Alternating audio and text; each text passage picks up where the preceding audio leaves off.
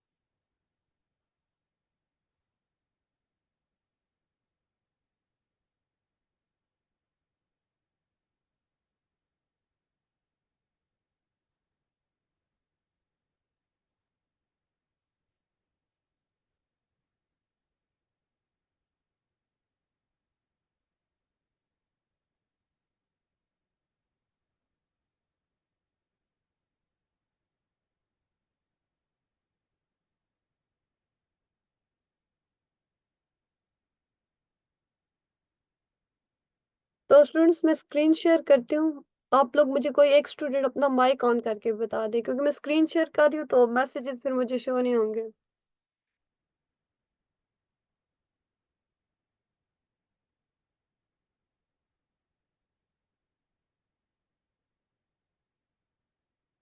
क्या आप लोगों को स्क्रीन शो हो रही है कि नहीं? Any student? जी जी हो रही है स्क्रीन शो। ठीक है। तो अब हमारे पास ये है कि हम लोग डेली का इंशाल्लाह कोशिश करेंगे कि एक चैप्टर कवर करें, उसे थॉरली रीड आउट करेंगे। देन उसकी एक्सरसाइज सॉल्व करने की कोशिश करेंगे। एक्सरसाइज बेसिकली आप लोगों ने सॉल्व करनी है। चैप्टर मैं पढ़ाऊंगी, एक्सरसाइज आप लोगों पे है कि आप लोगों को कितनी अंडरस्टैंडिंग हुई है उस चैप्टर से रिलेटेड है। और कोई भी क्यूरी क्वेश्चन वगैरह आप लोग पूछें किसी भी टाइम, लाजमी नहीं है कि लेक्चर के एंड पे ही पूछें। आप लेक्चर के दरमियान में भी कोई भी क्वेश्चन कर सकते हैं। तो आज हम लोग केमिस्ट्री का लेक्चर देखते हैं, कंपोजिशन ऑफ सब्सटेंस। वैसे तो बेसिक सा रिव्यू दिया था मैंने कल। आज हम लोग कंपोजिशन ऑफ सब्सटेंस देखते हैं। केमिस्ट्री के टोटल हैं 11 चैप्टर। इसे हम लोग इंशाल्लाह कोशिश करते हैं 11 दिन में, डेज में कवर करने की। देन आप लोगों को एक टेस्ट शेड्यूल करेंगे डिसाइड कि जितना हम लोगों ने पढ़ा, जितना कोर्स है उसमें से आपको किया जाए। डेली का डेली आप लोग करेंगे, और अगले दिन हम लोग क्लास के स्टार्ट में कोई बच्चा रिव्यू दे दिया करे, या कुछ मैं आप लोगों से पूछूंगी कि आप लोगों को लास्ट लेक्चर के बारे में कितनी अंडरस्टैंडिंग है। बाकी हम व्हाट्सएप ग्रुप में शेयर कर लिया करेंगे एक्सरसाइज। कोई क्यूरी आप व्हाट्सएप ग्रुप में पूछ सकते हैं एक्सरसाइज से रिलेटेड, या कोई भी क्वेश्चन हो आप पूछ सकते हैं। और जिस क्वेश्चन में प्रॉब्लम होगा वो मैं आपको सॉल्व करके भेज दूंगी। ठीक है, और बाकी किसी किस्म का कोई भी क्वेश्चन है वो आप पूछ सकते हैं। तो स्टार्ट करते हैं। सबसे पहले हम लोगों ने देखा था मैटर क्या होता है। कोई भी चीज जिसका कोई ना कोई मास होता है, कोई ना कोई स्पेस होता है, कोई वॉल्यूम होता है, उसे हम लोग मैटर कहते हैं। जिस तरीके से हम अपने आसपास जितनी भी चीजें देखें तो वो मैटर है, क्योंकि कोई भी ऐसी चीज नहीं होती जिसका मास ना हो। इवन एक रेत का जर्रा भी होता है, उसका भी कोई ना कोई मास होता है, बहुत स्मॉल होता है लेकिन होता है। तो हर चीज मैटर है। केमिस्ट्री में हम बेसिकली इसी मैटर को स्टडी करते हैं। इसलिए आज से सब्सटेंस है। सब्सटेंस क्या होती है? कोई भी ऐसी चीज इसके खास कंपोजिशन हो। कंपोजिशन मतलब बनने का तरीका है, खास खास चीजों से मिलके बनी हो, उसे क्या कहते हैं हम लोग?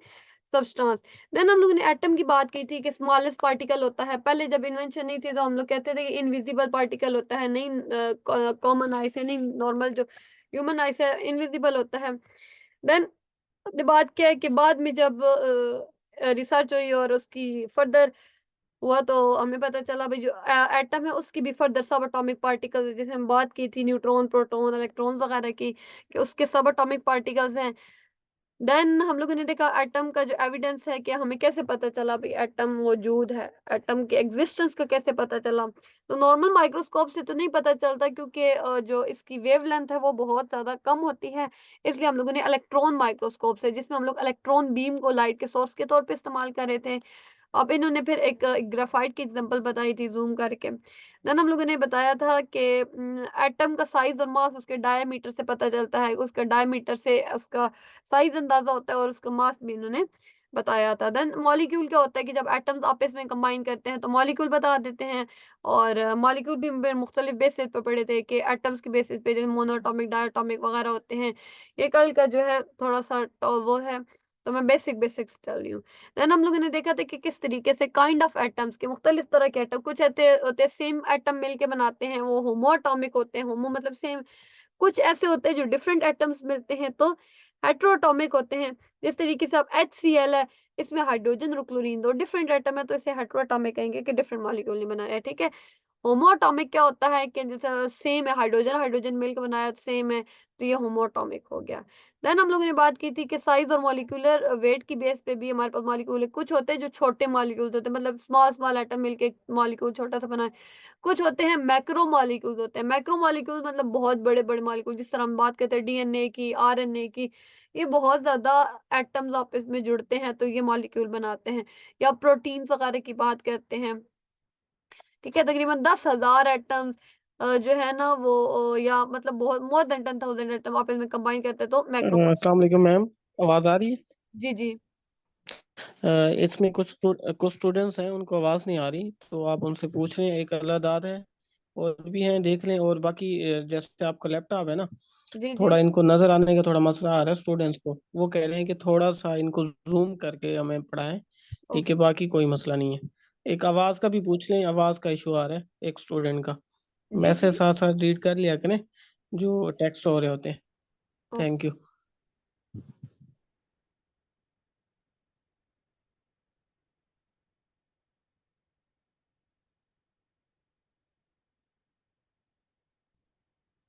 अल्लाह दादा, आपको मेरी आवाज नहीं आ रही? काइंडली माइक ऑन करके बता दें ताकि।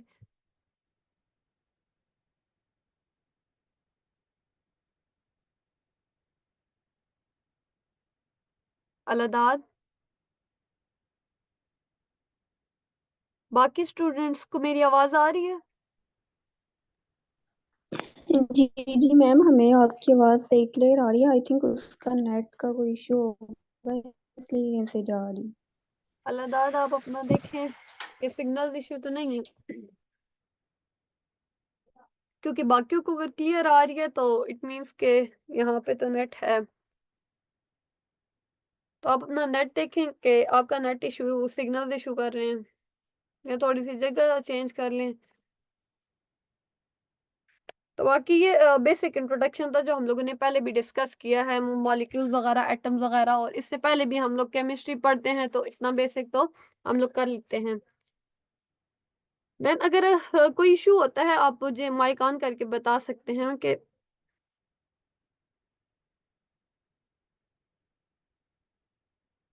देन अगर आपको स्क्रीन शो नहीं हो रही या कंटेंट विजिबिलिटी में मसला है तो आप मुझे बता सकते हैं, ठीक है। ओके, देन एलिमेंट्स, कंपाउंड्स और सिंबल्स क्या होते हैं? अब तक हम लोगों ने एटम और मॉलिक्यूल सिंपल पढ़ा। देन हम एलिमेंट्स और कंपाउंड्स के बारे में बात करते हैं। एलिमेंट्स क्या होते हैं कि स्टार्टिंग में जो है सिर्फ 9 एलिमेंट्स डिस्कवर हुए थे, ठीक है, जिनमें अब ये इन्होंने एलिमेंट्स के नाम carbon, gold, silver, tin, mercury वगैरह ये सब वो हुए थे। देन बाद में जैसे जैसे जो हम लोगों ने देखा है कि हुई, और अब हमारे पास बहुत से और एलिमेंट्स, 118 एलिमेंट्स अब तक डिस्कवर हो चुके हैं, जिनमें से 92 नेचुरली अकरिंग है, मतलब नेचुरली एग्जिस्ट करते हैं, ठीक है। तो ये एलिमेंट्स हमारे पास क्या होते हैं, जिस तरीके से कार्बन है, हाइड्रोजन है, लिथियम है, ये सारे हमारे पास क्या हैं, एलिमेंट्स है कि जिसे हम लोग ब्रेक डाउन नहीं कर सकते, मतलब सबसे सिंपलर यूनिट है, जैसे हम लोग मजीद तोड़ के छोटे पार्टिकल में नहीं डिवाइड कर सकते, ठीक है। जिस तरीके से हम कहते हैं कि मॉलिक्यूल है ना, उसे हम ब्रेक करके दो पार्ट में डिवाइड, फॉर एग्जांपल H2 एक मॉलिक्यूल है, ठीक है, उसे हम लोग ब्रेक करके HH2 कर सकते हैं। लेकिन एक H जो है ना, वो एक हाइड्रोजन, वो एक क्या है, एलिमेंट है। उस हाइड्रोजन को हम फर्दर ब्रेक डाउन उसके मजीद सिंपल यूनिट्स में नहीं कर सकते। तो एलिमेंट ऐसे सब्सटेंस को कहते हैं जिसे हम फर्दर ब्रेक डाउन नहीं कर सकते। तो अब तो है बहुत ज्यादा एलिमेंट्स डिस्कवर हो चुके हैं, कुछ नेचुरली अकरिंग एलिमेंट्स हैं, कुछ हमारे पास एटमॉस्फेयर में होते हैं, अर्थ क्रस्ट में होते हैं, और मुख्तलिफ कंसंट्रेशन के होते हैं, ठीक है। जिस तरीके से O2 जो है हमारे पास होती है, एयर में होती है 21% होती है, मुख्तलिफ रेशियो से प्रेजेंट होते हैं मुख्तलिफ एलिमेंट। देन अब इनकी ये है कि रेशियो बताई हुई है कि अर्थ क्रस्ट में ऑक्सीजन कितना प्रेजेंट होता है, सिलिकॉन कितना प्रेजेंट होता है, या हाइड्रोजन वगैरह कितने ज्यादा प्रेजेंट होते हैं। तो ये इनकी एक रेशियो है जो नेचुरली अकरिंग एलिमेंट्स हैं, वो किस ओशंस में और एटमॉस्फेयर में उनकी क्या परसेंटेज है, उनकी एग्जिस्टेंस की क्या परसेंटेज है। अब बात आती है स्टेट्स की। कि एलिमेंट्स किन किन स्टेट्स में एग्जिस्ट कर सकते हैं। 3 तरह की स्टेट्स होती है, हमें पता है, सॉलिड, लिक्विड, गैस। सॉलिड वो होता है जिसकी खास शेप और खास वॉल्यूम होता है, ठीक है। और आप लोगों को पता है सॉलिड, हम लोग डेली लाइफ में यूज करते रहते हैं वर्ड सॉलिड का, ठीक है, कि जिस तरीके से सोडियम है, कॉपर है, जिंक, गोल्ड, ये सारे मेटल्स हैं, ठीक है। और मेटल्स धात जो क्या होती है मोस्टली सॉलिड होती है, ठीक है। देन हम बात करते हैं लिक्विड की। लिक्विड क्या होता है कि जिसकी फिक्स शेप नहीं होती, फिक्स वॉल्यूम तो होता है लेकिन फिक्स शेप नहीं होती है, ठीक है। कुछ ऐसे एलिमेंट है जो लिक्विड स्टेट, जिस तरह पीरियोडिक टेबल में बहुत रेयर एलिमेंट है जो क्या कहते हैं हमारे पास लिक्विड स्टेट में एग्जिस्ट करते हैं। देन हमारे पास गैस है। गैस क्या होती है कि गैस रैंडम मोशन होते हैं, गैस मॉलिक्यूल की कोई फिक्स वॉल्यूम, फिक्स शेप नहीं होती। जिस तरह नाइट्रोजन है, ऑक्सीजन, क्लोरीन, ये गैसेस की फॉर्म में आती है। तो एलिमेंट मुख्तलिफ स्टेट में हो सकते हैं, सॉलिड भी, लिक्विड भी, गैस भी। देन अब किस किस तरह के एलिमेंट्स होते हैं, मेटल्स होते हैं, नॉन मेटल्स होते हैं और मेटालाइट्स होते हैं। मेटल्स आप लोगों को पता है क्या होते हैं कि जो इलेक्ट्रिसिटी को कंडक्ट कर सकते हैं, जिनमें फ्री इलेक्ट्रॉन्स होते हैं, ठीक है, जिस तरह हम लोग अक्सर पढ़ते हैं। Then non metals, non metals क्या होते हैं जो बिजली अपने अंदर से नहीं गुजार सकते, ठीक है। जिस तरह रबर हो गया, ठीक है, जिसमें से इलेक्ट्रिसिटी कंडक्ट नहीं होती, जिसमें फ्री इलेक्ट्रॉन नहीं होते उसे। और मेटलाइट्स क्या होते हैं, मेटलाइट्स ऐसे होते हैं कि जो कुछ प्रॉपर्टीज मेटल की शो करते हैं और कुछ नॉन मेटल्स की प्रॉपर्टी शो करते हैं। तकरीबन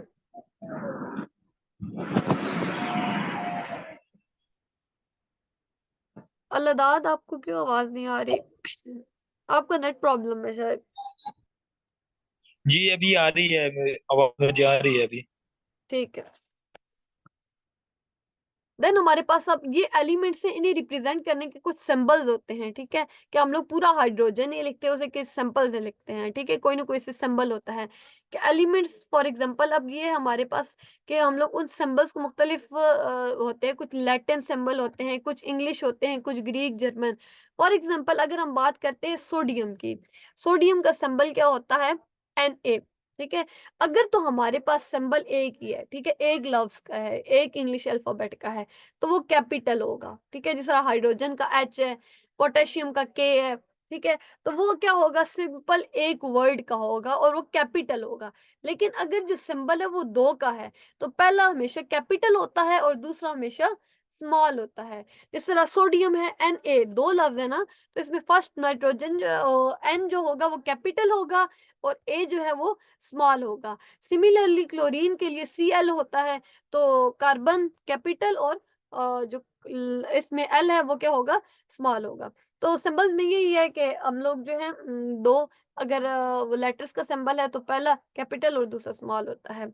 देन वैलेंसी क्या होती है, वैलेंसी बेसिकली क्या होती है, combining capacity with other elements. अब हर जो है ना एलिमेंट है वो स्टेबल होना चाहता है, खुद को स्टेबल करना चाहता है, ठीक है। तो वो क्या करेगा, अपने लिहाज से, अपनी कंपैटिबिलिटी के लिहाज से दूसरे एलिमेंट के साथ मिलेगा, कंबाइन होगा, बॉन्ड बनाएगा, ठीक है, खुद को स्टेबल करने के लिए।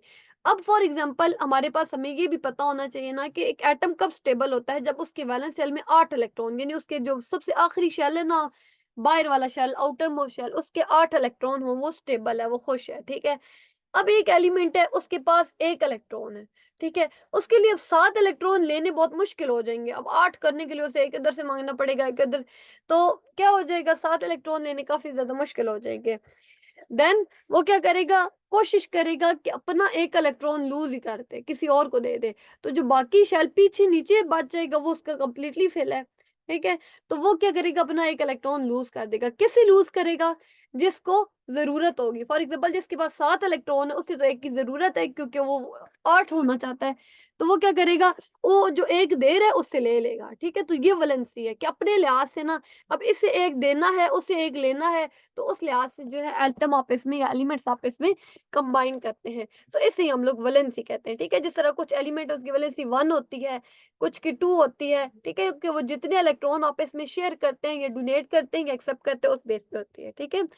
सिंपल कोवेलेंट बॉन्ड क्या होता है, covalent bond sharing of electron होता है। एक तो हम कहते हैं कि पूरा का पूरा अपना इलेक्ट्रॉन दूसरे को दे रही है, एक क्या होता है कि उसके पास भी एक इलेक्ट्रॉन है, दूसरे एलिमेंट के पास भी एक इलेक्ट्रॉन है, वो क्या करते हैं, दोनों इलेक्ट्रॉन आपस में शेयर करते हैं। मतलब कभी एक एटम के पास ज्यादा वैलेंसी हो जाती है, कभी दूसरे के पास, तो शेयरिंग होती है, इसमें कंप्लीट मतलब डोनेशन नहीं होती इलेक्ट्रॉन की।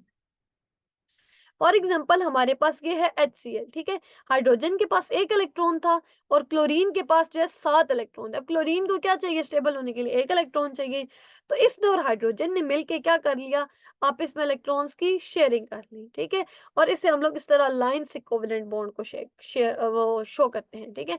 तो वाटर है, ऑक्सीजन को क्या चाहिए, 2 इलेक्ट्रॉन्स चाहिए, ठीक है। अब ऑक्सीजन ने क्या किया, 2 हाइड्रोजन से बॉन्ड बना लिया, मतलब इस हाइड्रोजन से 1 इलेक्ट्रॉन ले रहा है और शेयर कर रहा है और दूसरे हाइड्रोजन से दूसरा इलेक्ट्रॉन शेयर कर रहा है। नाइट्रोजन के पास 3 कमी होती है तो वो 3, तो हर एटम अपनी कंपैटिबिलिटी के लिहाज से दूसरे एटम के साथ या दूसरे एलिमेंट के साथ बाइंड करते हैं, उसे वैलेंसी कहते हैं, ठीक है। ये एक वैलेंसी का हमारे पास कॉन्सेप्ट है। अब यहाँ पे वैलेंसी शो की है, जो सोडियम है उसकी वैलेंसी 1 है, कि मतलब उसके वैलेंस शेल में 1 होता है, वो फौरन से डोनेट कर देता है तो उसके 1 है, ठीक है। इस तरह मैग्नीशियम की 2 है, मतलब इसके वैलेंस में 2 होते हैं, अब 6 भी लेना मुनासिब नहीं है तो वो 2 भी लूज कर देते हैं, ठीक है। तो ये इस लिहाज से हमारे पास क्या होती है, वैलेंसी। यहाँ तक स्टूडेंट्स कोई क्वेश्चन है, क्लियर है एनीबॉडी?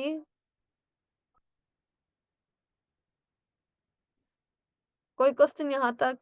स्टूडेंट्स रिस्पॉन्स दिया करें। नो मैम, क्लियर है। ओके, देन हमारे पास है कंपाउंड। क्या होता है कंपाउंड? बेसिकली ये होता है कि जब कोई एलिमेंट्स आपस में एक खास रेशियो से मिक्स होते हैं, ठीक है। अब वो ये हो सकता है कि फॉर एग्जांपल अब हमारे पास वाटर है जिसका फार्मूला H2O होता है।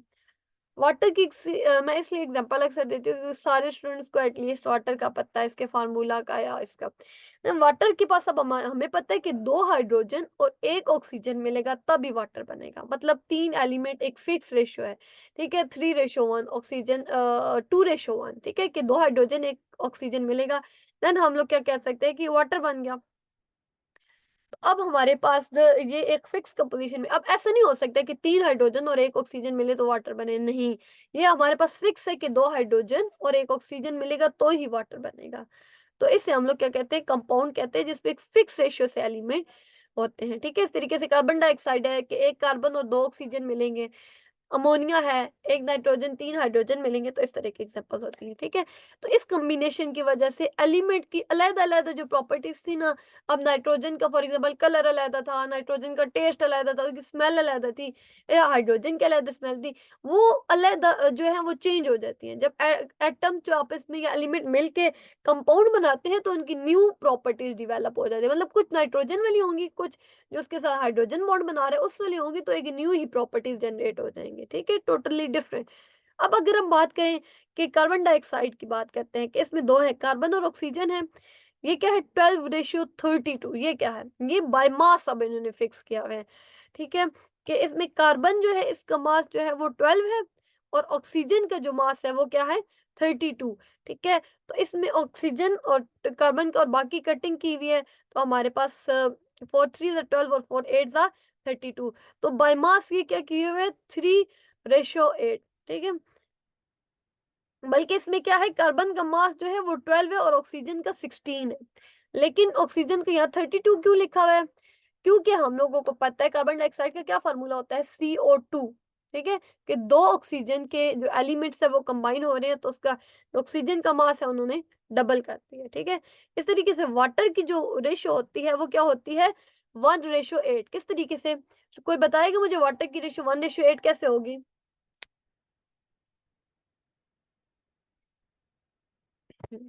कि वाटर में एक हाइड्रोजन 2 हाइड्रोजन होते हैं, कि मतलब हाइड्रोजन का तो एटॉमिक मास 1 ही होता है, एटॉमिक नंबर भी एटॉमिक मास भी, तो हम लोग करेंगे 2 रेशियो ऑक्सीजन का क्या होता है 16 होता है, एक ऑक्सीजन होता है ना वाटर में, तो 2:16 क्या हो जाएगा, कटिंग करेंगे 2 1 2 2 8 16, तो ये इस लिहाज से 1:8 बाय मास हो गया।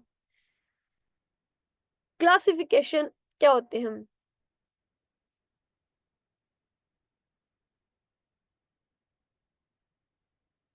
द कंपाउंड जो है वो 2 तरीके से क्लासिफाई, या आयोनिक होते हैं या कोवेलेंट होते हैं। आयनिक मतलब वो आयंस की फॉर्म में, जिस तरह मैंने आपको बताया 2 सिचुएशन होती है वैलेंसी की, कि या तो एक एलिमेंट्स अपने इलेक्ट्रॉन पूरे का पूरा दूसरे को दे दे, मतलब सोडियम के पास 1 इलेक्ट्रॉन है वो पूरा क्लोरीन को दे देगा, सोडियम, और जो इलेक्ट्रॉन देता है उस पे हमेशा प्लस चार्ज आता है, और जो इलेक्ट्रॉन लेता है उस पे हमेशा नेगेटिव चार्ज आता है।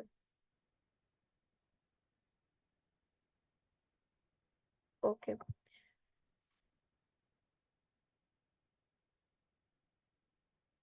तो फॉर एग्जांपल अगर मैं बात करूं, मैंने बताया सोडियम जो है वो हमेशा क्या करता है, एक इलेक्ट्रॉन डोनेट करता है, दे देता है किसी और को, ठीक है। तो सोडियम पे हमेशा चार्ज आएगा +1 का, Na होता है सोडियम का सिंबल,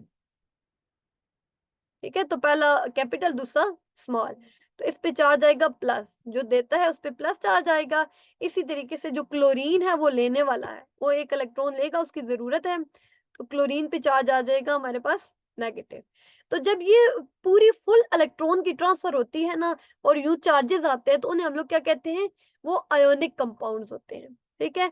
देन दूसरा केस हमारे पास आता है कोवलेंट कंपाउंड, कि जिसमें कंप्लीट नहीं डोनेशन होती है, जिसमें हमारे पास क्या होता है कि इलेक्ट्रॉन शेयर होते हैं, एक एलिमेंट दूसरे एलिमेंट से इलेक्ट्रॉन शेयर करता है। फॉर एग्जांपल हम लोग बात करते हैं कार्बन और हाइड्रोजन की, ठीक है, इस तरीके से। जैसे सर मैंने पहले भी अमोनिया की एग्जांपल दी है, ठीक है, कोवलेंट बॉन्ड की सेम एग्जांपल, ठीक है, कार्बन हाइड्रोजन, क्योंकि कार्बन को 4 इलेक्ट्रॉन चाहिए, तो ये हाइड्रोजन के साथ 4 बॉन्ड बनाता है, ठीक है। ये कंप्लीटली हाइड्रोजन को इलेक्ट्रॉन नहीं ना लेता है ना देता है, बल्कि क्या, अपना इलेक्ट्रॉन और हाइड्रोजन के इलेक्ट्रॉन शेयर करते हैं, कभी मतलब कार्बन वैलेंसी ज्यादा हो जाती है, कभी हाइड्रोजन पे। तो बेसिकली सिंपल अगर देखें तो ये इसकी प्रॉपर्टीज है आयनिक कंपाउंड की, कि मतलब इंडिपेंडेंट फॉर्म में नहीं होते, अकेले नहीं होते, 3 डायमेंशनल स्ट्रक्चर बनाते हैं, कि मतलब इनकी जो एटम्स होते हैं वो एक स्पेसिफिक अरेंजमेंट में वो अरेंज हुए हुए होते हैं, और इनमें ऑपोजिटली चार्ज आयन आपस में एक दूसरे के साथ स्ट्रांगली जुड़े हुए होते हैं। जैसे मैंने बताया प्लस चार्ज और माइनस चार्ज, प्लस प्लस से नहीं हो सकता, क्योंकि सेम चार्ज एक दूसरे को अट्रैक्ट नहीं करते, वो रिपेल करते हैं, तो वो अनस्टेबल कंपाउंड होगा। तो ऑपोजिट चार्जेस जो है वो स्टेबल, प्लस और माइनस। इनके मेल्टिंग और बॉइलिंग पॉइंट बहुत हाई होते हैं, मतलब बहुत ज्यादा हाई टेम्परेचर चाहिए होता है इन्हें बॉयल करने के लिए और मेल्ट करने के लिए। एग्जांपल्स में है NaCl, Na पे पॉजिटिव है, Cl पे नेगेटिव, इस तरीके से K पे क्या होगा, पॉजिटिव चार्ज हो जाएगा, ठीक है, फर्स्ट ग्रुप में होता है, मतलब एक इलेक्ट्रॉन लूज कर रहा है, ब्रोमीन पे माइनस। इस तरीके से हमारे पास क्या है, CuSO4। Cu अब जो है ये 2 इलेक्ट्रॉन्स डोनेट करता है, तो इस पे हम लोग कहते हैं 2+, 2+ चार्ज होता है।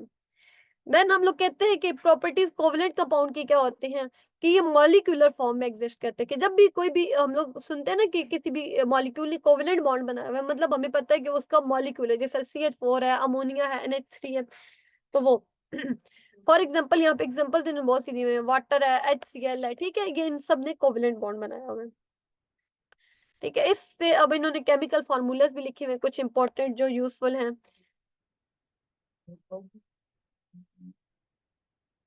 ठीक है। ये इन्होंने एक केमिकल फार्मूलाज गिवन है, ठीक है, आप लोगों ने ये देख लेना है। केमिकल फार्मूला क्या होता है, केमिकल फार्मूला सिंबॉलिक रिप्रेजेंटेशन होती है कि कंपाउंड किन किन चीज से मिल के बना है, ठीक है। कि अब वाटर हमें नहीं पता, वाटर हम लोग कह रहे हैं, वाटर में कैसे पता चलेगा किस चीज से, हाइड्रोजन से मिलेगा, ऑक्सीजन से, नाम से तो नहीं पता चल रहा।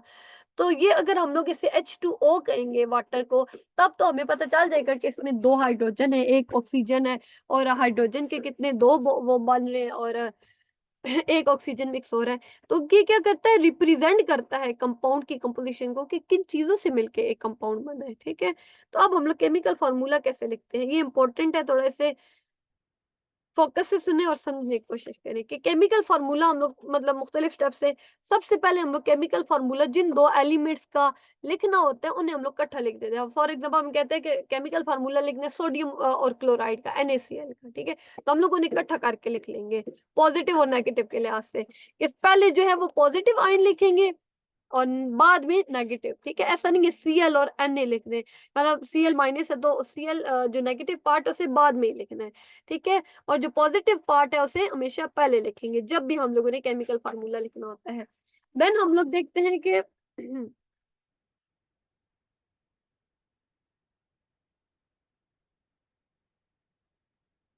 सेकंड रूल हमारे पास क्या है कि हम लोगों ने फिर क्या करना है, अब एलिमेंट्स हम लोगों ने लिख लिए, अब उनके ऊपर उनकी वैलेंसी लिखनी है, ठीक है। ये आपको थोड़ा पीरियोडिक टेबल का पता होगा, पीरियोडिक टेबल में अगर आप देखेंगे तो आपको वैलेंसी पता होगी, ठीक है। जो पहले ग्रुप के एलिमेंट है वो +1 देते हैं, ठीक है, वो हमेशा एक इलेक्ट्रॉन यूज करते हैं। जो दूसरे के है वो +2 देते हैं, तीसरे वाले +4, इसी तरीके से आगे भी। जो लास्ट 2 है ना, फॉर एग्जाम्पल 7 वाले हैं वो -1 देते हैं। अब ये होता है NaCl।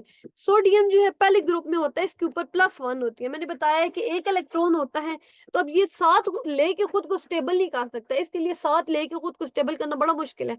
तो ये क्या प्रेफर करेगा, एक लूज कर दे, तो इस पे +1 चार्ज आ जाएगा, इसकी वैलेंसी +1 होगी। क्लोरीन के पास 7 है, ठीक है, और उसे एक ही चाहिए स्टेबल होने के लिए, तो वो क्या करेगा, सोडियम के साथ बॉन्ड बना लेगा, क्योंकि सोडियम ने देना है और क्लोरीन ने लेना है, तो जो ले रहा है उस पे माइनस चार्ज आ जाएगा, ठीक है। और जो वैलेंसी होती है वो इसके हम लोग टॉप पे लिख देते हैं इस तरीके से, ठीक है। देन हम लोग कहते हैं कि जो वैलेंसी है is brought to the lower right hand, कि अब ये वैलेंसी क्रॉस आ जाएगी। इसमें अब चार्ज हम लोगों ने क्रॉस नहीं करने, सिर्फ इसकी पावर, ठीक है। जिस तरीके से यहाँ माइनस है मतलब -1 है, तो Na के साथ 1 आ जाएगा और क्लोरीन के साथ भी 1 आ जाएगा, तो इसका फॉर्मूला क्या हो जाएगा, NaCl आ जाएगा, ठीक है। इस तरह अगर हम बात करते हैं कैल्शियम की, तो कैल्शियम पे +2 चार्ज होता है। +2 चार्ज क्यों होता है, क्योंकि कैल्शियम दूसरे ग्रुप में होता है और ये भी 2 इलेक्ट्रॉन लूज करना प्रेफर करता है, मतलब लूज कर देता है, डोनेट कर देता है, इस वजह से +2 चार्ज आता है और क्लोरीन पे -1 चार्ज आ जाता है। क्लोरीन वही 7 ग्रुप वाला जिसने एक लेके खुद को स्टेबल करना है, ठीक है। अब हम लोग क्रॉस करेंगे, 2 जो है वो इस Cl के साथ आ जाएगा और इसका जो 1 है वो कैल्शियम के साथ, तो इसका फार्मूला ये इस तरीके से आ जाएगा। अब कैल्शियम ऑक्साइड का जो केमिकल फार्मूला है वो कोई मुझे बताना चाहे तो, स्टूडेंट्स समझ आ रही है आपको, how to write the chemical formula of any compound?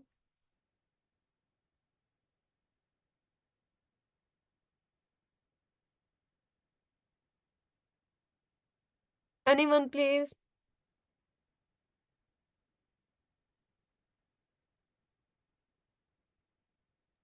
Yes ma'am, आ रही है। तो कैल्शियम ऑक्साइड को कौन एक्सप्लेन करेगा? CEO होता है कैल्शियम ऑक्साइड का। जी, तो सेम है कि वैलेंसी ऊपर आ जाएगी सबसे पहले, तो मतलब हम लोगों ने पॉजिटिव पार्ट पहले लिख दिया और ऑक्सीजन नेगेटिव पार्ट। अगर मैं आपको दिखाऊं पीरियोडिक टेबल,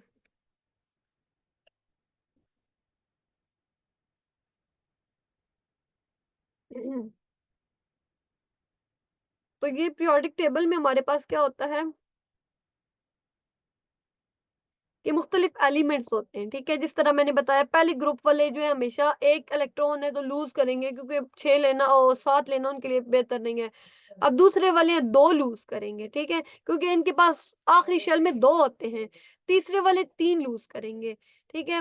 देन इसी सीक्वेंस से चलते रहेंगे हम लोग। अब हम देखते हैं ऑक्सीजन है, ठीक है, तो ऑक्सीजन कौन से वाले में, ये छठे में है, ठीक है। तो अब मतलब इसके पास 6 इलेक्ट्रॉन है वैलेंस शेल में, 6 इलेक्ट्रॉन है, तो मतलब 2 इसके लिए लेना इतना मुश्किल नहीं है। तो ये क्या करेगा, 2 लेगा, अब ले रहा है चूंकि, तो इस पे जो साइन आ रहा है वो क्या आ रहा है, -2 आ रहा है चार्ज, ठीक है। ये इसका साइन इस वजह से इस पे -2 आ रहा है, तो ये इस पे ऑक्सीजन पे -2 आएगा और कैल्शियम पे +2, जैसे कि मैंने बात की क्रॉस हो जाएगा कि कैल्शियम का 2 ऑक्सीजन के साथ आ जाएगा और ऑक्सीजन का कैल्शियम के साथ। लेकिन अब यहाँ पे तो Ca2O2 नहीं है, सिर्फ CO है, क्योंकि दोनों सेम है तो वो एक दूसरे के इफेक्ट को कैंसिल कर देंगे, +2 -2 एक दूसरे के इफेक्ट को सिंपल कैंसिल कर देगा। एंड ये हमारे पास इसका फार्मूला इस तरीके से बनता है। अगर वैलेंसी सेम होंगी तो वो क्या करेंगे, हम लोग उसे केमिकल फार्मूला में नहीं लिखेंगे, लेकिन अगर वो ऑपोजिट होंगी तो उसे फार्मूला में लिखेंगे। मतलब ये एक सिंपल तरीका है फार्मूला लिखने का, ठीक है। एंड देन इसकी सिग्निफिकेंस कुछ लिखी हुई है कि ये नेम जो है it represent the name of substance, जिस तरह H2O जो है वाटर के लिए होता है, 1 mole of molecule, it also represent the 1 mole of molecule in a balance chemical equation, कि बैलेंस इक्वेशन में हम लोग कैसे जो है ना इसे वो कर सकते हैं, बैलेंस कैसे कर सकते हैं इक्वेशन में। In fact 1 molecular formula unit of a compound, it is the 1 molecule formula unit of a compound। ये हमें मास देता है AMUs, मतलब एटॉमिक मास यूनिट में या ग्राम में भी हमें मास देता है, क्योंकि हम लोगों ने कल भी डिस्कस किया था कि जो मास होता है एटम का मास वो बहुत ज्यादा छोटा होता है, तो उसे हम लोग एटॉमिक मास यूनिट यूज करते हैं। It tells the name of the element as present in the compound, ठीक है, कि एक कंपाउंड में जो भी एलिमेंट प्रेजेंट है वो उनके नेम्स बताता है। केमिकल फार्मूला कितने तरीके से, एक होता है इंपेरिकल फार्मूला, एक होता है मॉलिक्यूलर फार्मूला। इंपेरिकल फार्मूला ये होता है जो सिंपलेस्ट टाइप ऑफ फार्मूला होता है, उसे हम लोग इंपेरिकल फार्मूला कहते हैं। ठीक है, फॉर एग्जाम्पल अब हमारे पास एक फार्मूला है SiO2।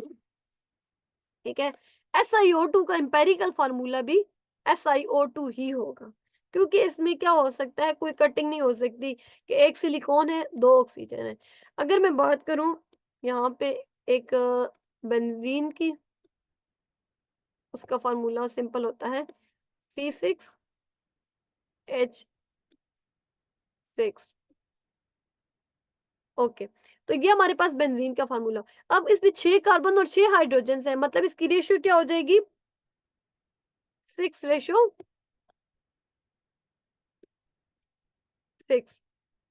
देन अगर हम लोग इसे कैंसिल करें तो क्या हो जाएगा, 6 1 जा 6 एंड 6 1 जा 6, तो हमारे पास रेशियो आ जाएगी 1:1।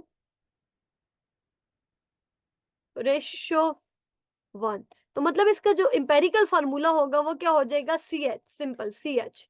इसमें हम लोग सारे मॉलिक्यूल ही रिप्रेजेंट करते हैं। इसमें हम लोग कटिंग जहाँ से होती है वहां कटिंग करके जो सिंपल फार्मूला हमारे पास निकलता है वो, तो अब C6H6 का जो इंपेरिकल फार्मूला होगा वो होगा CH।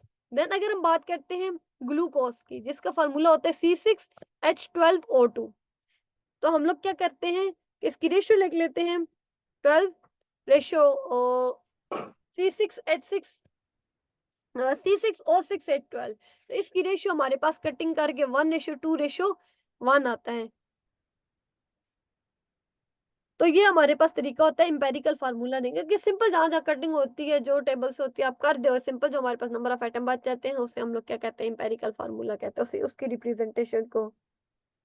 जिस तरह हमारे पास ग्लूकोज का मैंने आपको बताया C6H12 और O6 होता है, और 6 1 6 6 2 12 और 6 1 6।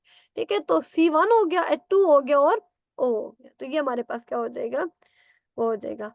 फार्मूला यूनिट क्या होता है, बेसिकली फार्मूला यूनिट जो हमारे पास होता है वो मॉलिक्यूल्स का नहीं होता, जिस तरह मैंने बताया कि जो कोवेलेंट बॉन्ड बनाते हैं ऐसे मॉलिक्यूल्स का नहीं होता, बल्कि फार्मूला यूनिट उन कंपाउंड का होता है जो आयनिक इन नेचर होते हैं, जो चार्जेस की फॉर्म में होते हैं, जो कंप्लीटली अपना इलेक्ट्रॉन पे लूज करते हैं, तो उनका फार्मूला यूनिट बेसिकली होता है। स्टूडेंट्स मेरी आवाज नहीं आ रही आपको? आ रही है मैम। ये एक स्टूडेंट का मैसेज आया हुआ है, उन्हें नहीं आ रही। अहमद को शायद नहीं आ रही, अहमद रजा को।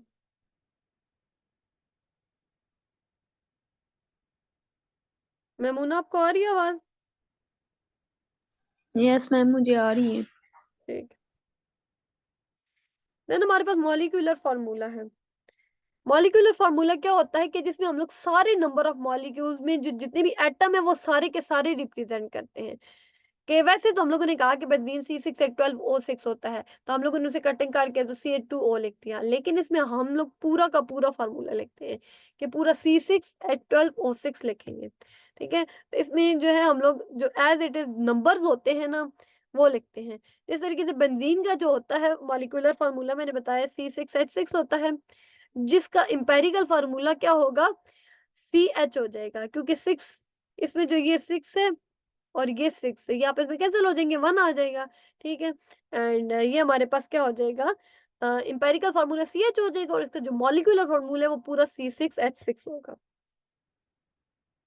ये इस तरीके से फॉर एग्जांपल इन्होंने टेबल बनाया हुआ है। अब मॉलिक्यूलर फार्मूला हाइड्रोजन पर ऑक्साइड H2O2, ठीक है, सिंपल, 2 2 से कैंसिल एंड HO आ जाएगा। C6H6 का H 6 से कैंसिल एंड ग्लूकोज में भी आप देख लें, 6 1 जा 6 6 2 जा 12 6 1 जा 6। तो ये इस तरीके से हम लोग एक अपना बनाते हैं।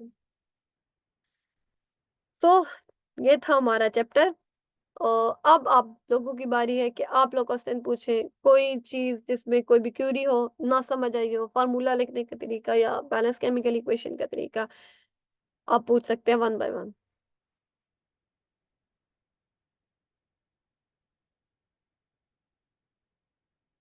अगर आप नहीं पूछेंगे तो फिर मैं पूछूंगी। समझ आ गया आपको?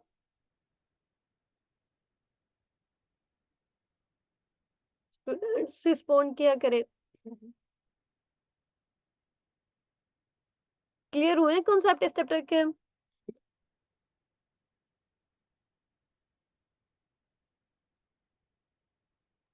यस मैम, एक दफा रीड आउट करेंगे ना फिर समझ आएगी सही अच्छे से। ऐसे आ गई अब। आ गई है। अब इसमें अगर आ गई है तो बहुत अच्छी बात है। बाकी स्टूडेंट्स भी काइंडली आप जब मैं पूछ रही हूँ कोई बात तो इट्स योर ड्यूटी के आप माइक ऑन करके रिस्पॉन्ड करें। अगर आपको समझ आ रही है तब भी रिस्पॉन्ड करें, नहीं आ रही तब भी रिस्पॉन्ड करें, कि एटलीस्ट मुझे आइडिया हो जाए और मैं आपको ताकि क्लियर कर सकूँ वो चीज़।